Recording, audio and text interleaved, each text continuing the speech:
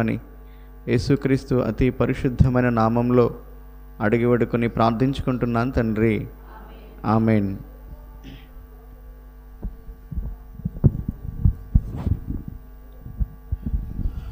దేవుని యొక్క వాక్యాన్ని మనం ధ్యానం చేసుకుందాం. దేవుని యొక్క వాక్యాన్ని ధ్యానం చేసుకోబోయే ముందుగా చేరి వచ్చిన వారందరికీ ప్రభు అయిన యేసుక్రీస్తు నామములో వందనాలు. అందరికీ వందనాలు. దేవుని యొక్క వాక్యం కొరకై లేవి కాండము 23వ అధ్యాయం 26వ వచనం దగ్గర నుండి 32వ వచనం వరకు మనందరం కలిసి చదువుకుందాం. లేవి కాండం 26వ అధ్యాయం 23వ అధ్యాయం లేవి కాండం 23వ అధ్యాయం 26వ వచనం దగ్గర నుండి 32వ వచనం వరకు మనందరం కలిసి చదువుకుందాం.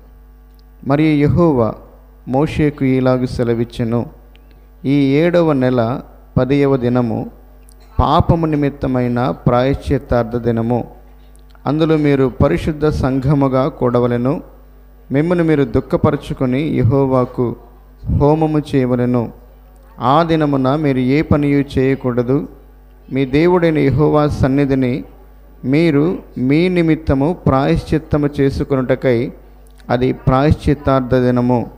ఆ దినమున తన్ను తాను దుఃఖపరచుకొనని ప్రతివాడు తన ప్రజలలో నుండి కొట్టివేయబడను. ఆ దినమున ఏ పనినైనను చేయు ప్రతివానిని వాని ప్రజలలో ఉండకుండా నాశనము చేతును. అందులో మీరు ఏ పని చేయకూడదు. అది మీ సమస్త నివాసములలో మీ తరతరములకు నిత్యమైన కట్టడ. అది మీకు మహావిశ్రాంతి దినం.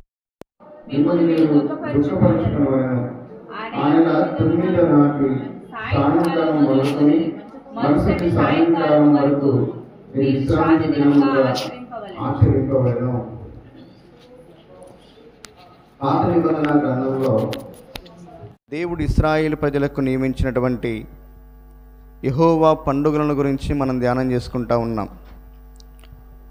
ఈ పండుగలు దేవుడు తన ప్రజలు తను సేవించడం కొరకై దేవుని యొక్క ప్రేమను, దేవుడు వారి పట్ల చేసినటువంటి కార్యాలను, దేవుని కృపను ఇశ్రాయేలు ప్రజలు మరచిపోకుండా దేవుని యొక్క సన్నిధిలో పరిశుద్ధ సంఘముగా వారు కూడుకొని వారు దేవుణ్ణి ఆరాధించుట కొరకై దేవుడి పండుగలను ఏర్పాటు చేశాడు.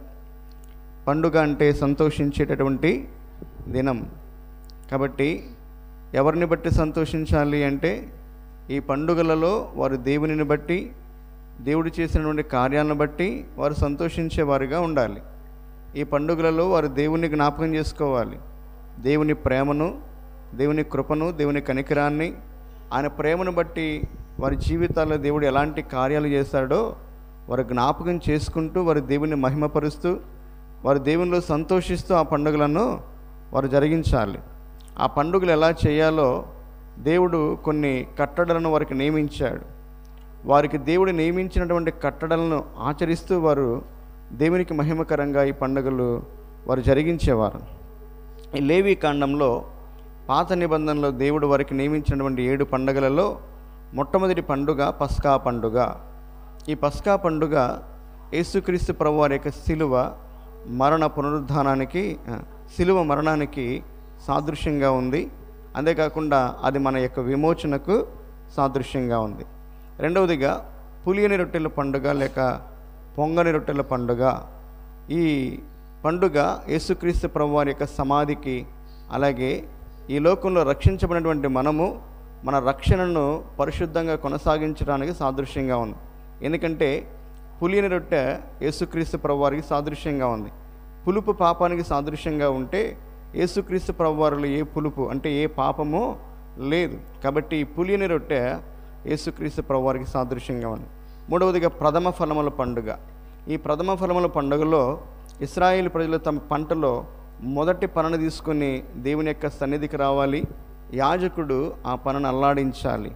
ఈ మొదటి పన, ఈ ప్రథమ ఫలముల పండుగలో ఈ మొదటి పన యేసుక్రీస్తు ప్రభువారి యొక్క పునరుద్ధానానికి సాదృశ్యంగా ఉంది. ఆయన మన యొక్క పాపముల కొరకై ఆ కలువరి శిలువలో మరణించి సమాధి చేయబడి మరలా 3వ దినాన ఆయన మరలా పునరుద్ధానుడుగా మరణాన్ని జయించి తిరిగి లేచాడు. దీన్ని బట్టి మనకి ఏమి నేర్పిస్తున్నాడు అంటే ఆయన ఎలాగైతే మరణాన్ని జయించి పునరుద్ధానుడిగా తిరిగి లేచాడో అలాగే సమస్త మానవులకి కూడా పునరుద్ధానం ఉంది. అయితే ఆ పునరుద్ధానం 2 రకాలు. అది మొదటిగా జీవ పునరుద్ధానము, రెండవది తీర్పు పునరుద్ధానం, లేక నీతిమంతుల పునరుద్ధానం, లేక పాపుల పునరుద్ధానం. యేసుక్రీస్తు ప్రభువారిని నమ్ముకొని ఎవరైతే తమ యొక్క పాపాల నుండి విమోచించబడి నీతిమంతులుగా తీర్చబడి ఈ లోకంలో పరిశుద్ధులుగా జీవించి మరణిస్తారో వారు మొదటి పునరుద్ధానం అనగా ఆ జీవ పునరుద్ధానంలో తిరిగి లేపబడతారు. వారందరూ తమ తమ వరుసలలోనే లేపబడతారని కొరింథీయులకు రాసిన మొదటి పత్రిక 15వ అధ్యాయంలో రాయబడింది. ఆ తర్వాత పాపము చేసి పాపములోనే ఉండి మరణించినటువంటి వారు కూడా తిరిగి లేపబడతారు. వారికి కూడా పునరుద్ధానం ఉంది. అయితే వారు ఎందుకు లేపబడతారంటే వారు తీర్పు పొందడానికి, వారు అవమానం పొందుకోవడానికి, వారు నిత్య శిక్షణ పొందుకోవడానికి తిరిగి లేపబడతారు. కాబట్టి యేసుక్రీస్తు ప్రభువు యొక్క పునరుద్ధానానికి ఈ ప్రథమ ఫలముల పండుగ సాదృశ్యంగా ఉంది. 4వదిగా పెంతెకొస్తు పండుగ. దీన్ని కృతజ్ఞతాస్తుతి పండుగ అని కూడా పిలుస్తారు. ఈ పెంతెకొస్తు పండుగని వారముల పండుగ అని పిలుస్తారు, లేక కోత పండుగ అని పిలుస్తారు. ఈ ఇశ్రాయేలు ప్రజలు వారికి దేవుడు అనుగ్రహించినటువంటి పంటను కోత కోసి ఆ పంటను వారి ఇళ్లల్లో చేర్చుకున్న తర్వాత దానిలో ప్రథమ ఫలములను దేవునికి కృతజ్ఞతగా దేవుని యొక్క మందిరానికి తీసుకొని రావాలి. వారందరూ కుటుంబాలుగా దేవుని యొక్క సన్నిధిలో సమకూర్చబడాలి. దేవుని సన్నిధిలో సమకూర్చబడి వారు దేవుని సన్నిధిలో దేవుని ఆరాధిస్తూ దేవుని మహిమపరచాలి. ఈ కోత పండుగ దేనికి సాదృశ్యంగా ఉందంటే పరిశుద్ధాత్మ కుమ్మరింపునకు సంఘ ఆవిర్భావానికి సాదృశ్యంగా ఉంది. కోత అనగా నశించిపోతున్నటువంటి ఆత్మలు. ఆనాడు వారు ఎలాగైతే కోత కోసి ఇళ్లల్లో ఆ పంటను కూర్చుకున్నారో అలాగే నశించిపోతున్నటువంటి ఆత్మలను దేవుని యొక్క సువార్త ద్వారా దేవుని కొరకే మనం సంపాదించి వారిని సంఘముగా సమకూరుస్తూ ఈ సంఘాన్ని మనం విస్తరింప చేయటమే ఈ పండుగ యొక్క ఉద్దేశం. 5వదిగా మనం నిన్న ధ్యానం చేసుకున్నాం, అది బూరల పండుగ. ఏ పండుగ చెప్పండి? ఈ బూరల పండుగ. ఈ మొదటి 4 పండుగలు యేసుక్రీస్తు ప్రభువారి యొక్క మొదటి రాకడని తెలియజేస్తూ ఉన్నాయి. ఈ 4 పండుగలు యేసుక్రీస్తు ప్రభువారు నెరవేరినాయి. అయితే చివరి 3 పండుగలు బూరల పండుగ, ప్రాయశ్చిత్తార్థ దిన పండుగ, చివరిలో పర్ణశాలల పండుగ. ఈ చివరి 3 పండుగలు యేసుక్రీస్తు ప్రభువారి యొక్క 2వ రాకడను మనకు తెలియజేస్తూ ఉన్నాయి. ఆ 2వ రాకడలో జరిగేటటువంటి సంఘటనలకు ఈ పండుగలు సాదృశ్యంగా ఉన్నాయి. అయితే ఈ మొదటి 4 పండుగలు క్రీస్తులో నెరవేరినాయి. అయితే చివరి 3 పండుగలు క్రీస్తులో నెరవేరబోతూ ఉన్నాయి. కాబట్టి బైబిల్ గ్రంథంలో ఏ మాట కూడా నిరర్ధకంగా ఉండదు. ప్రతి మాట నెరవేరుతుంది. ఆకాశమును భూమియు గతించిపోవును కానీ నా మాటలు గతింపనేరవు అని యేసుక్రీస్తు ప్రభువారు అన్నాడు. కాబట్టి తప్పకుండా యేసుక్రీస్తు ప్రభువారి యొక్క 2వ రాకడ ఉన్నది. ఆ మొదటి రాకడ సమస్త మానవాళి కొరకే యేసుక్రీస్తు ప్రభువారు బలిగా తన యొక్క ప్రాణాన్ని అర్పించి ఆ మానవులందరికీ రక్షణ విమోచన అనుగ్రహించడానికి, ఆ పరలోకానికి నిత్య జీవానికి మార్గాన్ని ఏర్పరచడానికి వచ్చాడు. 2వసారి ఎందుకు రాబోతూ ఉన్నాడు అంటే ఎవరైతే యేసుక్రీస్తు ప్రభువారు నమ్మి పాపాలు ఒప్పుకొని ఆయన దగ్గర క్షమాపణ పొందుకుని నీతిమంతులుగా తీర్చబడి భూమి మీద ఆయన కొరకై పరిశుద్ధంగా బ్రతుకుతారో వారిని పరలోకానికి తీసుకెళ్ళడానికి మరలా రాబోతూ ఉన్నాడు. అయితే ఈ గుడారముల పండుగ క్షమించండి 5వ పండుగ ఏంటి చెప్పండి? బూరల పండుగ. ఈ బూరల పండుగ దేనికి సాదృశ్యంగా ఉందంటే సంఘం ఎత్తబట్టడానికి సాదృశ్యంగా ఉంది. దేనికై? సంఘం ఎత్తబట్టడానికి సాదృశ్యంగా ఉంది. అంటే ఈ మొదటి రాకడలో ఈ 4 పండుగల నెరవేర్పు పూర్తయిన తర్వాత యేసుక్రీస్తు ప్రభువారు మరలా 2వసారి రాబోతూ ఉన్నాడు. ఈ రాబోయేటటువంటి ఆయన రాకడ 2 విధాలుగా ఉంటుంది. మొదటిది రహస్య రాకడ, రెండవది బహిరంగ రాకడ. రహస్య రాకడలో యేసుక్రీస్తు ప్రభువారు మధ్యాకాశం దాకా వస్తాడు. ఆయన బూర శబ్దము విన్నటువంటి సంఘ విశ్వాసులు ఏం చేయబడతారంట? సజీవులుగానే పరలోకానికి ఎత్తబడతారు. ఆల్రెడీ ఈ బ్రతుకున్నటువంటి వారు ఎత్తబడటానికి ముందుగా మనకంటే మరణించి సమాధి చేయబడినటువంటి వారు కూడా లేపబడతారు. అదే మొదటి పునరుద్ధానం, అదే జీవ పునరుద్ధానం.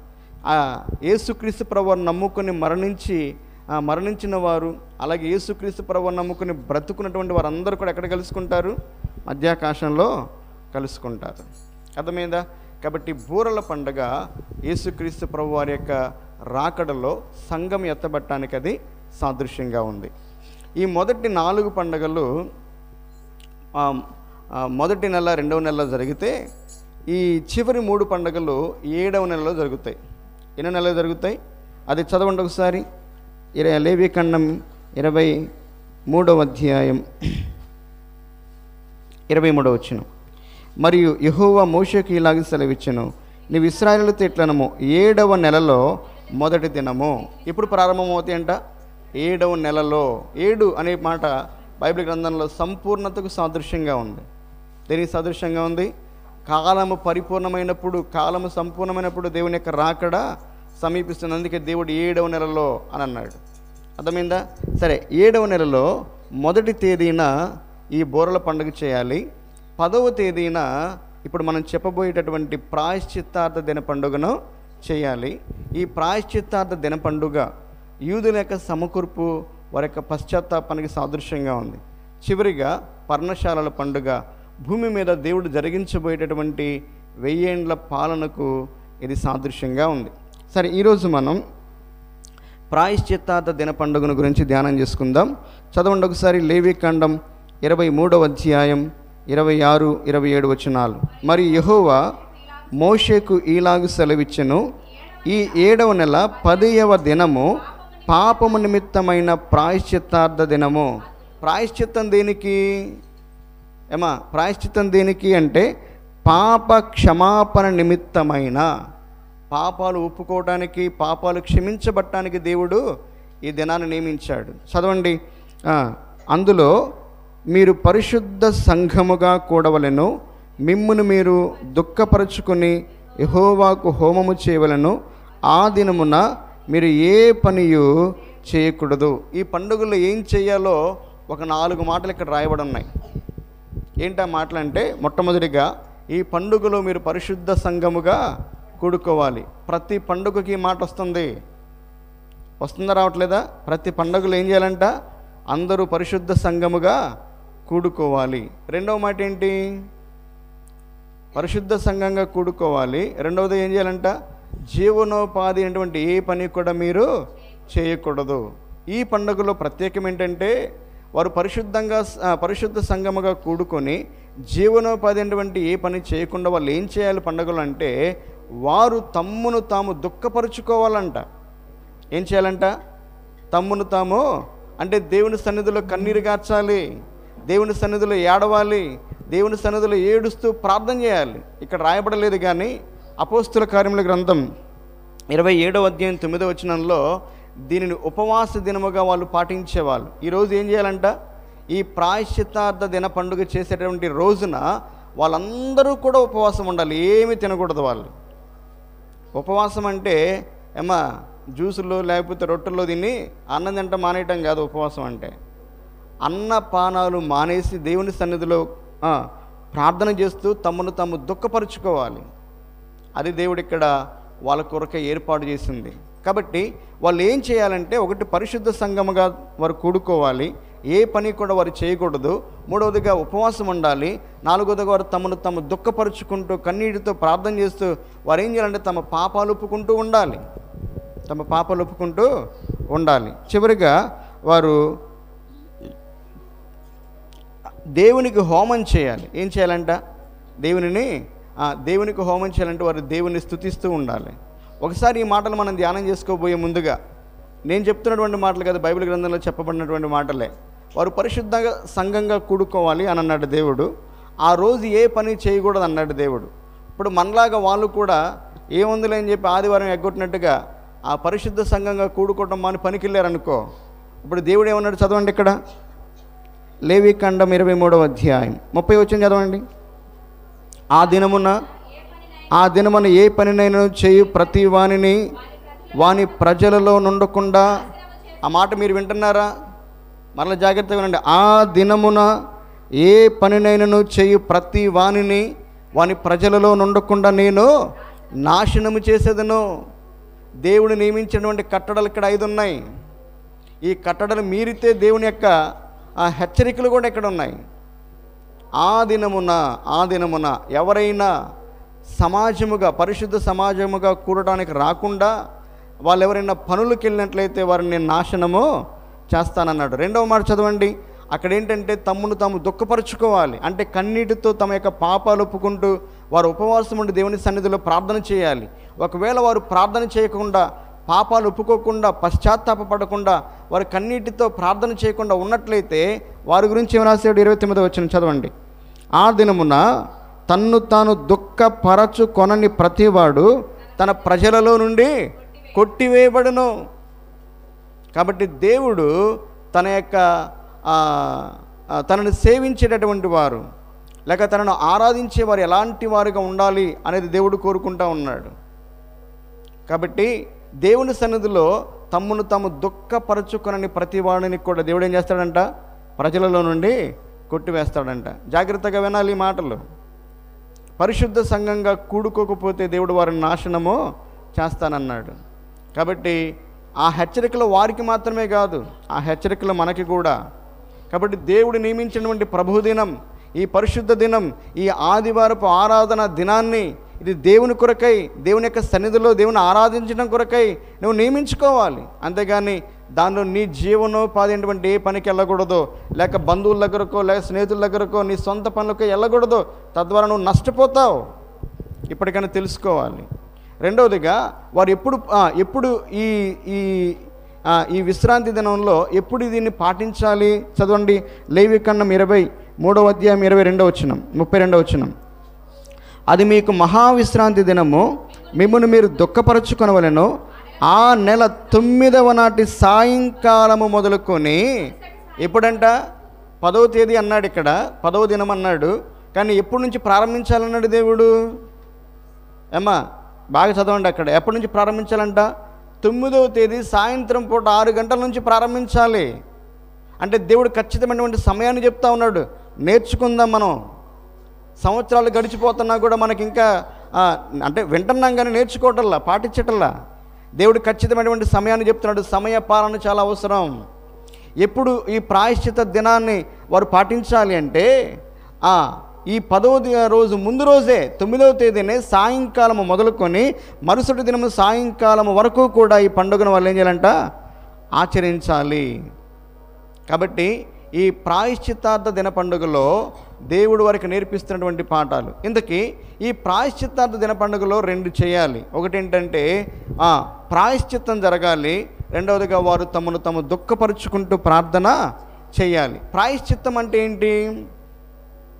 అసలు ఈ పండుగ ఎప్పుడు చేస్తారు అంటే, ఇశ్రాయేలు ప్రజలకు దేవుడు ఈ బలుల గురించి చెప్పకముందు, ఇశ్రాయేలు ప్రజలకు దేవుడి పండుగలను ఏర్పాటు చేయకముందు దేవుడు అన్నాడు ఒక మాట. ఏంటంటే, నేను మీలో నివసించినట్లుగా మీరు నాకు ఒక పరిశుద్ధ స్థలమును నిర్మించాలి అని అన్నాడు. అంటే దేవుడు పరలోకంలో దేవదూతల మధ్యలో మహామహిమతో ఆరాధింపబడుతున్నటువంటి గొప్ప దేవుడు ఎక్కడో అరణ్యంలో ఉన్నటువంటి ఇశ్రాయేలు ప్రజల మధ్యలో నివసించడానికి ఇష్టపడ్డాడు. ఆయనే కోరుకున్నటువంటి ఒక ఆశ ఏంటంటే, నేను మీ మధ్యలో నివసించాలి. నేను మీ మధ్యలో నివసించాలి అంటే మీరు నాకు ఒక పరిశుద్ధ స్థలమును నిర్మించాలి అని అన్నాడు. అప్పుడు దేవుడు ఆ పరిశుద్ధ స్థలాన్ని నిర్మించడానికి ఖచ్చితమైనటువంటి కొలతలు ఇచ్చాడు. ఏ చెక్కతో చేయాలో, ఎలా చేయాలో దేవుడు మోషేకి ఆజ్ఞాపించాడు. ఆ తర్వాత బెసలేలు, అహోలియాబు అనేటటువంటి వారికి దేవుడు బుద్ధి జ్ఞానమునిచ్చి ప్రత్యక్షపు గుడారము అంటే దేవుని కొరకై కట్టబడినటువంటి మొట్టమొదటి మందిరం పేరు ఏం పేరు చెప్పండి? ప్రత్యక్షపు గుడారము. ఈ ప్రత్యక్షపు గుడారాన్ని నిర్మించమన్నాడు దేవుడు. ఈ ప్రత్యక్షపు గుడారం నిర్మించినప్పుడు ఈ ప్రత్యక్షపు గుడారము 3 భాగాలుగా దానిని దేవుడు నిర్మించమన్నాడు. ఈ 3 భాగాల్లో మొదటి భాగాన్ని, బయట భాగాన్ని ఏమన్నాడంటే ఆవరణము అని అన్నాడు. ఏమన్నాడు చెప్పండి? ఆవరణము. ఆ తర్వాత ఈ ప్రత్యక్ష గుడారము తెర లోపలికి వస్తే ఇక్కడ మధ్యలో ఒక స్థలం ఉంటుంది, దాన్ని పరిశుద్ధ స్థలము అని అన్నాడు దేవుడు. ఇంకా ప్రత్యక్షపు గుడారపు లోపలికి వస్తే అక్కడ అతి పరిశుద్ధ స్థలం ఉన్నది. ఏమని చెప్పండి? ఆవరణంలో బలిపీఠం ఉంచమన్నాడు, ఇత్తడి గంగాలం ఉంచమన్నాడు. అలాగే పరిశుద్ధ స్థలములో సన్నిధి రొట్టెల బల్లుంచమన్నాడు, సువర్ణ ధూపార్తి ఉంచమన్నాడు, అలాగే ధూపవేదిక ఉంచమన్నాడు. అలాగే అతి పరిశుద్ధ స్థలములో మందసం ఉంచమన్నాడు, కరుణాపీఠము ఉంచమన్నాడు. అయితే దీనికి అతి పరిశుద్ధ స్థలం అని ఎందుకు పేరు పెట్టబడింది అంటే, ఈ అతి పరిశుద్ధ స్థలంలో మందసం ఉంచబడింది, ఈ మందసం మీద కరుణాపీఠం ఉంచబడింది. దేవుడు మాట్లాడాలి అంటే దేవుడు పరలోకం నుంచి దిగి వచ్చినప్పుడు ఈ ప్రత్యక్షపు గుడారములో ఉన్నటువంటి అతి పరిశుద్ధ స్థలం మీదకి వస్తాడు. ఈ అతి పరిశుద్ధ స్థలములో కూడా కరుణాపీఠం మీద నుండి దేవుడు తన ప్రజలతో మాట్లాడతాడు. అయితే ఈ ప్రత్యక్షపు గుడారము ఆవరణంలోనికి సామాన్య ప్రజలు రావచ్చు, పరిశుద్ధ స్థలంలోనికి యాజకులు మాత్రమే వచ్చి సేవ చేయాలి. అయితే అతి పరిశుద్ధ స్థలంలోనికి ఎవ్వరు కూడా రాకూడదు, అతి పరిశుద్ధ స్థలంలోనికి ఎవరు కూడా రాకూడదు. అయితే ఈ ఇశ్రాయేలు ప్రజల పాపముల యొక్క ప్రాయశ్చిత్తం కొరకై సంవత్సరానికి ఒక మారు, జాగ్రత్తగా వినండి, ఇశ్రాయేలు ప్రజలందరి పాపముల యొక్క ప్రాయశ్చిత్తం కొరకై సంవత్సరానికి ఒక్కసారి ప్రధాన యాజకుడు ఏం చేస్తాడంటే, బలిపీఠం మీద ఒక గొర్రె పిల్లను కానీ లేక ఒక మేక పిల్లను కానీ అందరి పక్షాన దానిని బలిగా అర్పించి ఆ బలి రక్తాన్ని ఆ బలిపీఠం మీద చిమిరి ఆయన లోపలికి రావాలి. ఎక్కడికి రావాలి? లోపలికి రావాలి, పరిశుద్ధ స్థలంలోకి రావాలి. ప్రతి వస్తువుని కూడా ఈ రక్తం చేత ఆయన ప్రతిష్ఠించాలి. ఆ తర్వాత అతి పరిశుద్ధ స్థలంలోనికి వచ్చి మందసం మీద 7 సార్లు రక్తాన్ని ప్రోక్షించి దేవుని సన్నిధిలో ఈ ప్రధాన యాజకుడు ఏం చేయాలంటే వారి కొరకే ప్రాయశ్చిత్త బలిని చేయాలి. ఇప్పుడు ఈ ప్రధాన యాజకుడు సంవత్సరానికి ఒక్కసారి మాత్రమే ఈ కార్యక్రమం చేయాలి.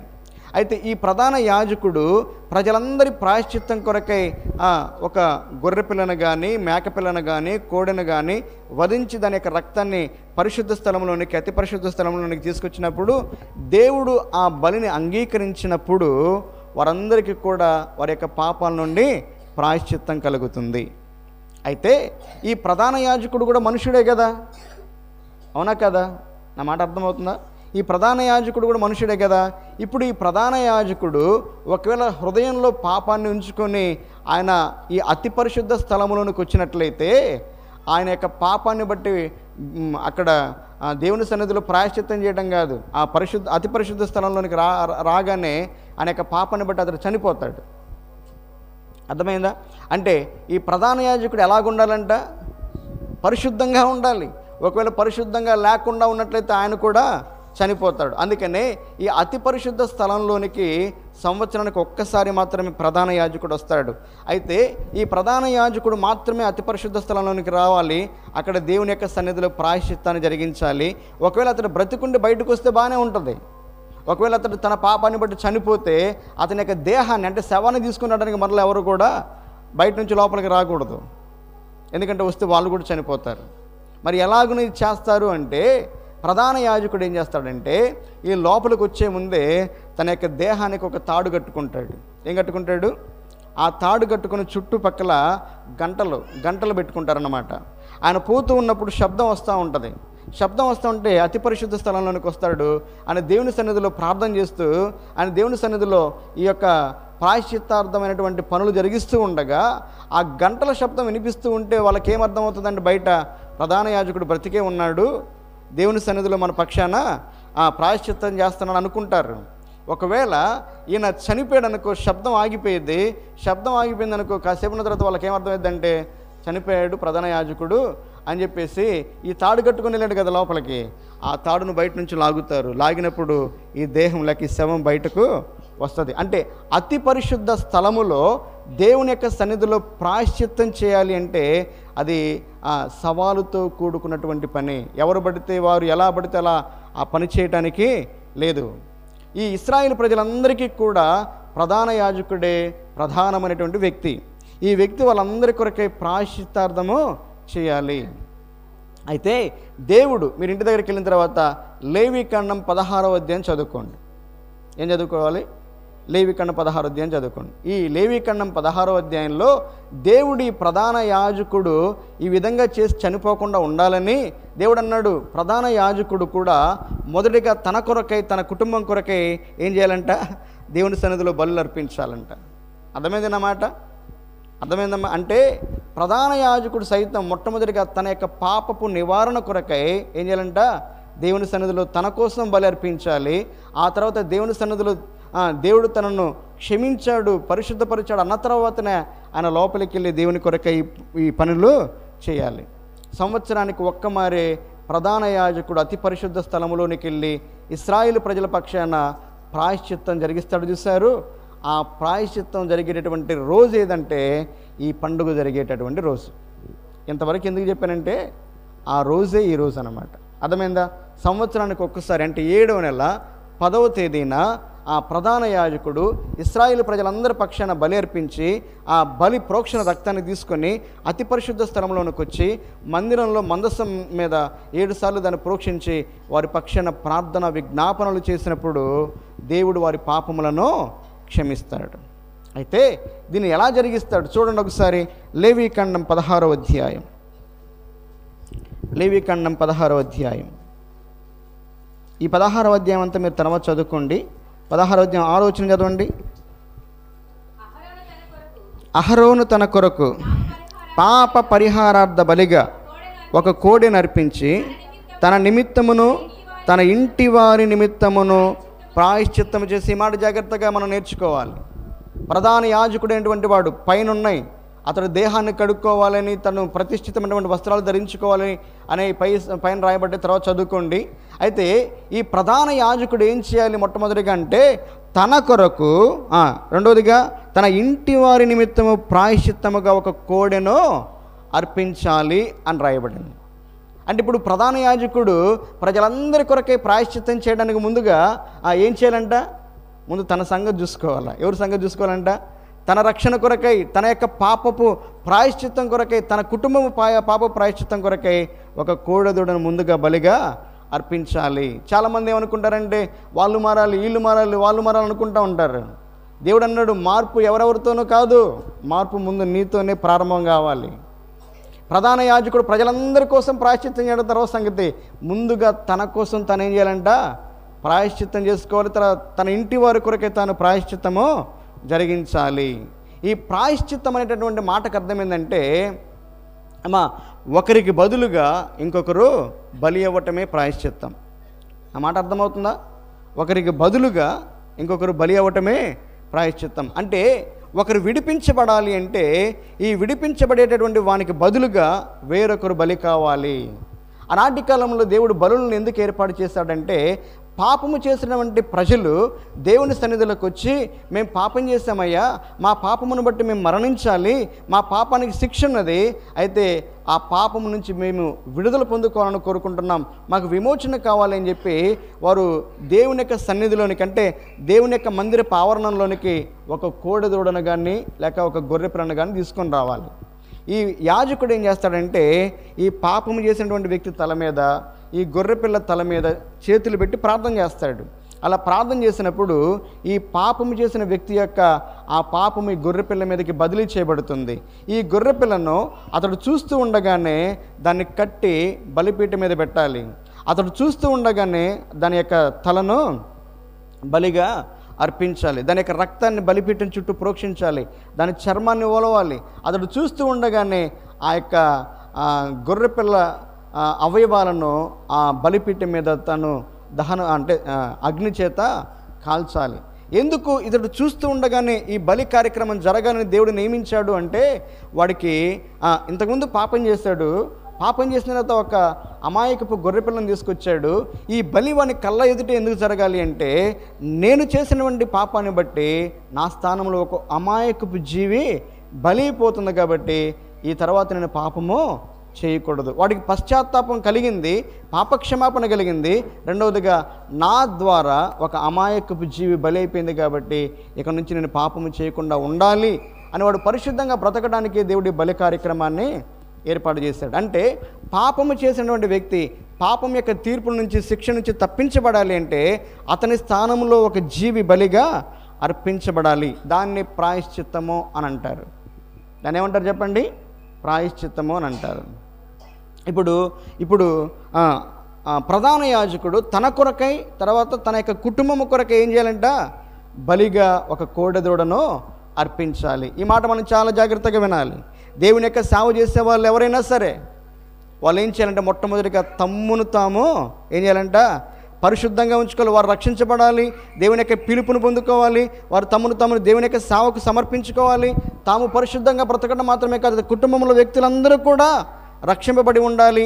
ఆ కుటుంబంతో పాటు దేవుని సేవిస్తూ అప్పుడు సమాజానికి మాదిరిగా, సంఘానికి మాదిరిగా వారు ఉండాలి. ఇది పాత నిబంధనలో దేవుడే నియమించాడు. అందుకనే అహరోను ప్రధాన యాజకుడిగా ఉన్న కాలంలో తన కొరకు, తన కుటుంబం కొరకు ఏం చేయాలంట?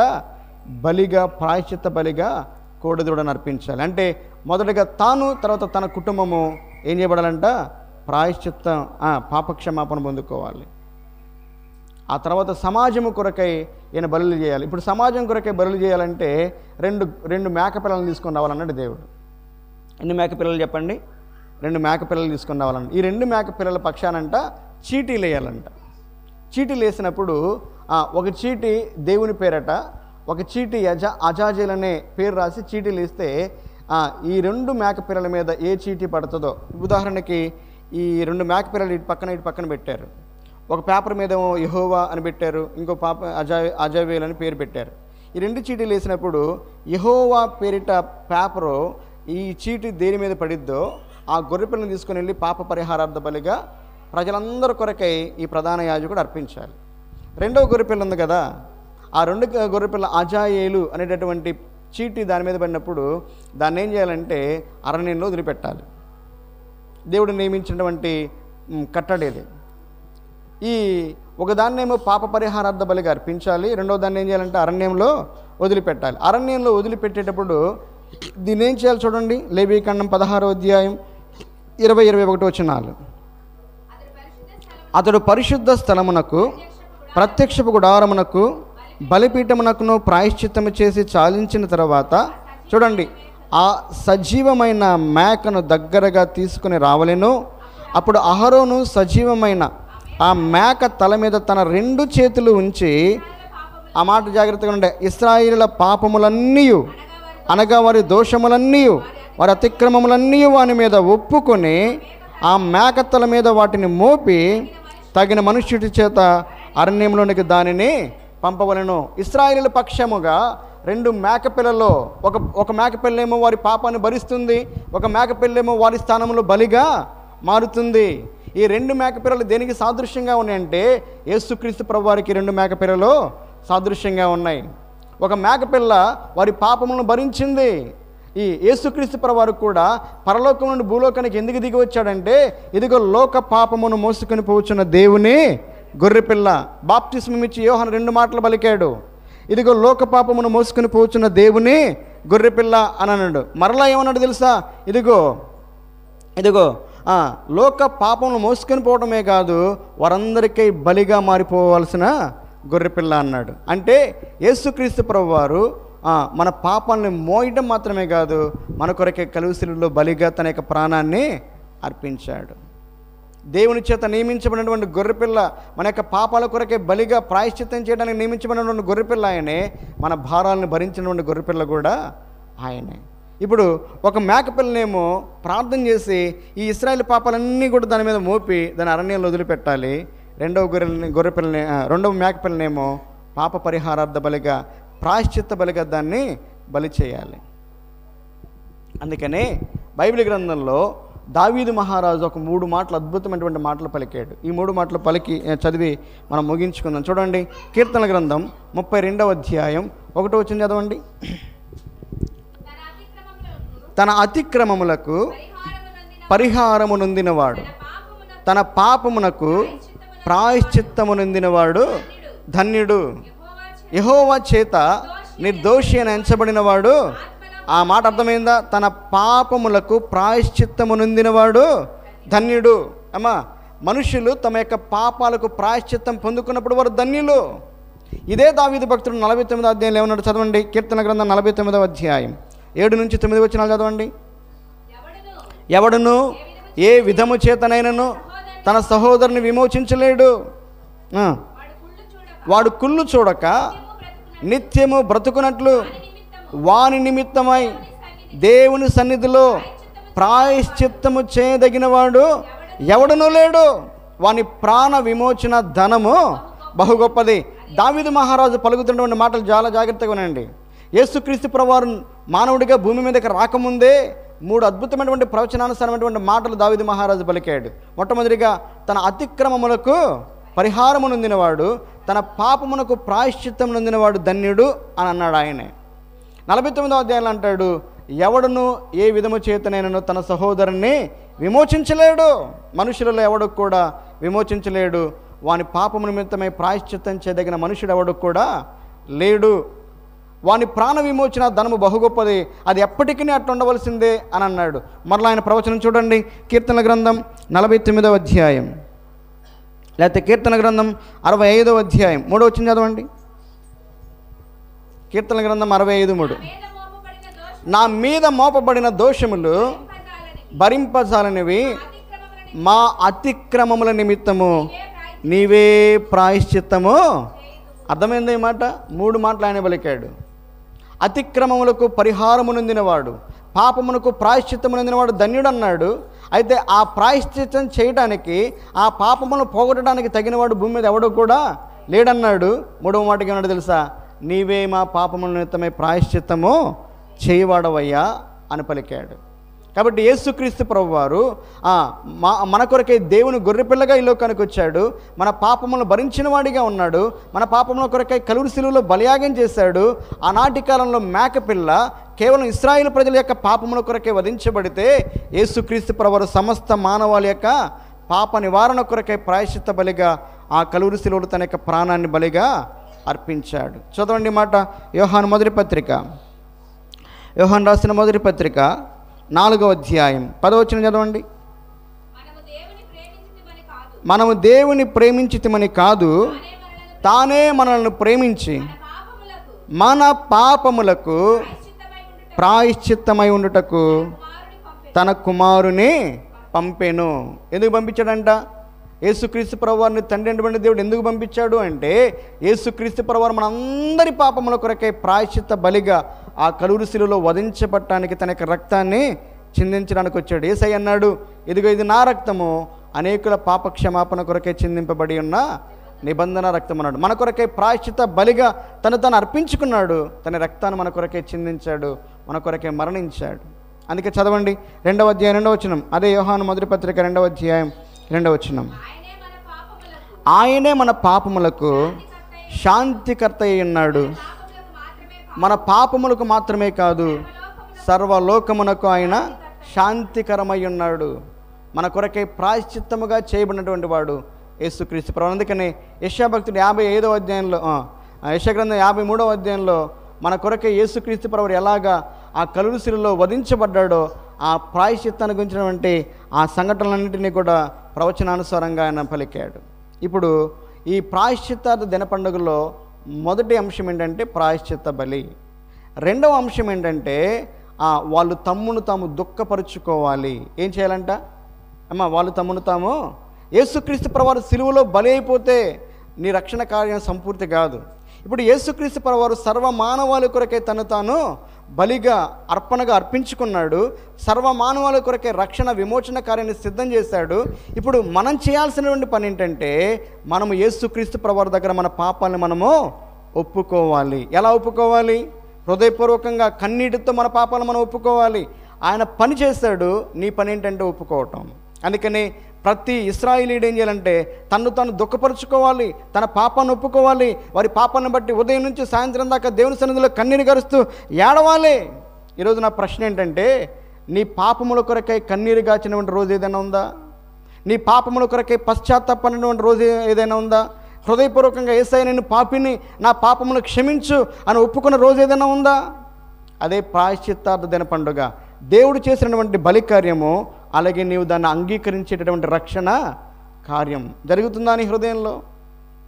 ఈ రోజుల్లో దేవుడు తను చేయాల్సింది చేశాడు, కానీ మనుషులే తమ పాపాలు ఒప్పుకొని యేసుక్రీస్తు ప్రభువారిని అంగీకరించడానికి ఆయన మన కొరకే సిద్ధపరిచిన రక్షణను అంగీకరించడానికి సిద్ధంగా లేరు. నువ్వు పాపాలు ఒప్పుకోకపోతే యేసయ్య సిలువ కార్యం నీ జీవితంలో వ్యర్థమవుతుంది. పాపాత్మ లాంటి స్త్రీ యేసుక్రీస్తు ప్రభువారి యొక్క పాదాల దగ్గరకు వచ్చి కన్నీరు విడిచింది. యేసయ్య నేను పాపిని, నా జీవితం పాపము ద్వారా పతనం చేసుకున్నాను. ఆమె కన్నీటిని యేసయ్య చూశాడు. అమ్మా నీ పాపములు క్షమించబడి ఉన్నవి. దేవా నేను పాపినని కేకవేశాడు సుంకరి. పేతురు కూడా దేవా నేను పాపినని విడిచిపో అన్నాడు. నీ పాపాలు ఒప్పుకున్న రోజు, నీ పాపముల కొరకే ఏడ్చిన రోజు, నీ పాపముల కొరకే గుండెలు బాదుకున్న రోజు ఉందా? నీ పాపాల నుంచి నిన్ను విడిపించడానికి, నీ పాపముల కొరకే ప్రాయశ్చిత్తం చేయడానికి యేసయ్య బలిగా మారాడు. ఆనాడు ఆ బలి చేయబడేటటువంటి గొర్రెపిల్ల వాళ్ళు చూస్తూ ఉండాలి. ఈరోజు నీ కొరకే బలైనటువంటి యేసుక్రీస్తు ప్రభువారిని చూడాలి. నువ్వు ఆయన సిలువ వైపు చూడాలి. ఆయన కొరకే ఎన్ని దెబ్బలు తిన్నాడో, ఆయన కొరకే ఎన్ని హింసలు పొందాడో, ఎంతగా రక్తం గార్చాడో, నీ కొరకే ఎలా విజ్ఞాపన చేస్తాడో, నీ కొరకే ఎలాగా కన్నీరు గార్చాడో ఈ రోజైనా చూసి ఇప్పుడైనా నీ పాపాన్ని విడిచిపెట్టు. ఇప్పుడైనా నువ్వు మారు మనసు పొందాలి. ఈ మారు మనసు పొందిన రోజే నీ జీవితంలో నిజమైనటువంటి పండుగ.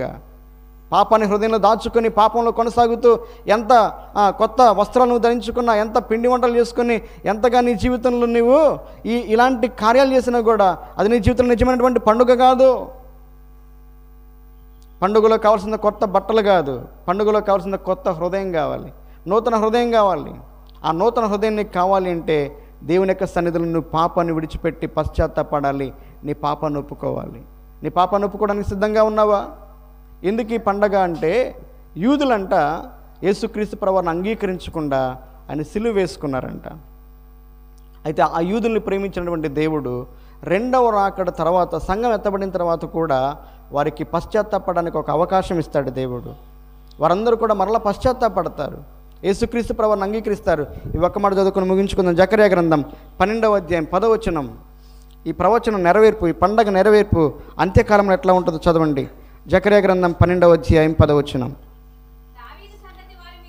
దావీదు సంతతి వారి మీదను యెరూషలేము నివాసుల మీదను కరుణ నొందించు ఆత్మను, విజ్ఞాపన చేయు ఆత్మను నేను కుమ్మరింపగా వారు తాము పొడిచిన నన్ను చూచి నా మీద దృష్టి ఉంచి, ఒకడు తన ఏక కుమారుని విషయమై దుఃఖించినట్లు, తన జ్యేష్ఠ పుత్రుని విషయమై ఒకడు ప్రలాపించినట్లు అతని విషయమై దుఃఖించుచు ప్రలాపింతురు. ఇప్పుడు వీళ్ళు అక్షరానుసారంగా ఈ పండగ చేస్తూ ఉన్నారు. యేసుక్రీస్తు ప్రభువారిని అంగీకరించిన అజ్ఞానపు స్థితిలో ఉన్నారు. కానీ ఒకానొక రోజు యేసుక్రీస్తు ప్రభువారు నిజమైనటువంటి దేవుడని, ఆయన మెస్సయాను గుర్తించి మా ప్రభువుని మేము సిలువ వేసుకున్నామని రెండవ రాకడకు ముందుగా వారందరూ గుండెలు బాదుకొని ఏడుస్తారు, పశ్చాత్తాపడతారు.